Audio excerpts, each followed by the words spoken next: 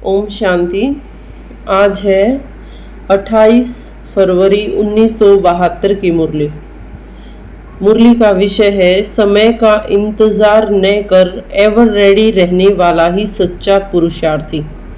समय का इंतज़ार न कर एवर रेडी रहने वाला ही सच्चा पुरुषार्थी।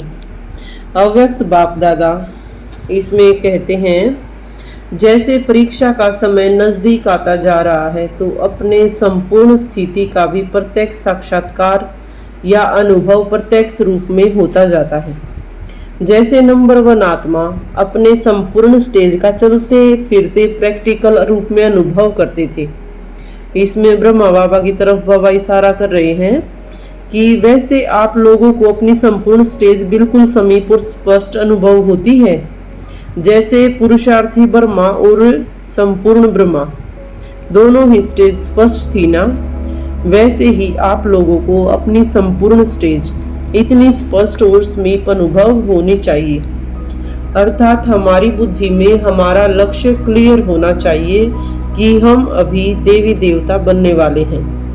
समय कब भी आए, लेकिन स्वयं को सदैव संपूर्ण स्टेज के समीप लाने में के पुरुषार्थ में ऐसा तैयार रखना चाहिए जो समय की इंतजार आपको न करनी पड़े। पुरुषार्थी को सदैव एवर रेडी रहना है। जो सर्व शक्तियों से या गुणों से भरपूर होगा तो उसको किसी भी परीक्षा की या समय का इंतजार नहीं करना पड़ता, क्योंकि वह भरपूर होता है। अपना पूरा इंतजाम होना चाहिए। हम समय को समीप लाएंगे, न कि समय हमको समीप लाएगा। यह नशा होना चाहिए। जितना अपने सामने संपूर्ण स्टेज समीप होती जाएगी, उतना विश्व की आत्माओं के आगे आपकी अंतिम कर्मातीत स्टेज का साक्षात्कार स्पष्ट होता जाएगा, क्योंकि अभी प्रत्यक्षता समीप आ रही है। यह सभी समझते हो? बाबा पूछ रहे हैं कि बाबा की प्रत्यक्षता का समीपता आती जा रही है। वायुमंडल और वृत्तियां परिवर्तन में आ रही हैं। इससे भी समझना है कि प्रत्यक्षता का समय कितना जल्दी जल्दी आगे आ रहा है। अभी बाबा के ज्ञान का कितना विस्तार पूरे विश्व में हो चुका है। इसका अर्थ है कि बाबा अभी प्रत्यक्ष होने का समय आ रहा है। तो इसके लिए हमें हमेशा तैयार रहना चाहिए। इससे मुश्किल बात सरल, जो पहले बातें मुश्किल लगती थी वे बातें अब सरल होती जा रही हैं। तो इसके लिए बाबा ने मुख्य गुण बताए, निर्भयता और संकल्प में दृढ़ता। निर्भयता और संकल्प में दृढ़ता ये है संपूर्ण स्टेज की समीपता की निशानी। जो निर्भय अर्थात अपने भविष्य को लेकर जिसको चिंता नहीं है और संकल्पों में दृढ़ता है, हर संकल्प जिसके सिद्ध होते हैं, अर्थात वह संपूर्ण स्टेज के समीप है।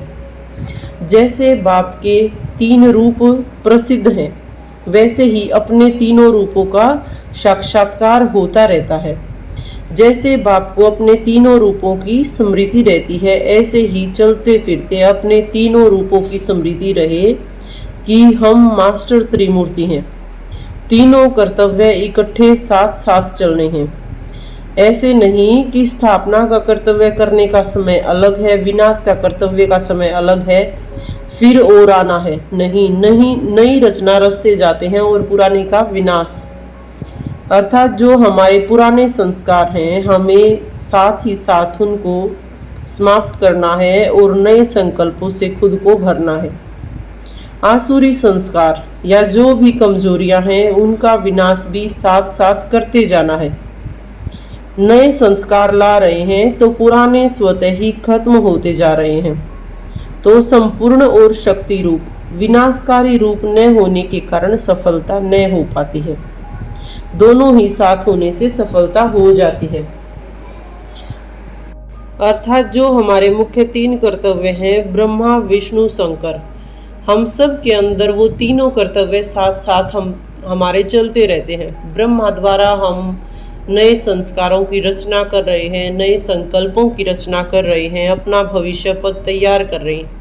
विष्णु द्वारा हम अपने विकारों को समाप्त कर रहे हैं और उससे हम पालना कर रहे हैं भविष्य पद के लिए। और शंकर अर्थात हमारी उपराम अवस्था, हमारी वैराग्य वृत्ति भी बढ़ती जा रही है या हम न्यारे व प्यारी स्टेज पर स्थित हैं। तो जब ये तीनों कर्तव्य साथ रहेंगे तो हम मास्टर त्रिमूर्ति स्टेज पर हैं। अभी अभी हमारा ब्राह्मण स्वरूप हो, अभी अभी शक्ति स्वरूप हो, जिस समय जिस रूप की आवश्यकता है उस समय वैसा ही रूप धारण कर हम कर्तव्य में लग जाएं, ऐसी प्रैक्टिस चाहिए। वह प्रैक्टिस तब हो सकेगी जब 1 सेकंड में देही अभिमानी बनने का अभ्यास होगा। अपनी बुद्धि को हम जहाँ चाहें वहाँ लगा सकें, यह प्रैक्टिस बहुत ज़रूरी है।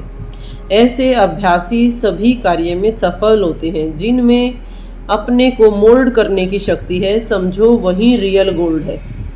जैसे स्थूल कर्मेंद्रियों को जहाँ चाहें मोड़ सकते हैं, और यदि मुड़ती नहीं है तो उसे बीमारी समझा जाता है, अकड़न समझा जाता है।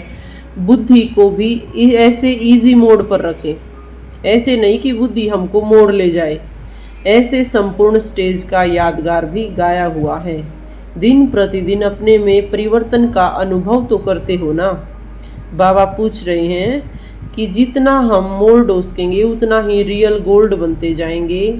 अपने हर रोज़ हमें संस्कारों को व स्वभाव को, कमियों को देखते रहना है और परिवर्तन लाना है। यदि उन कमियों की तरफ ही ध्यान रखेंगे तो नीचे अवस्था नीचे आ जाती। साथ ही साथ हमें नए संकल्प उनमें भरने हैं, नया उमंग उत्साह भरना है।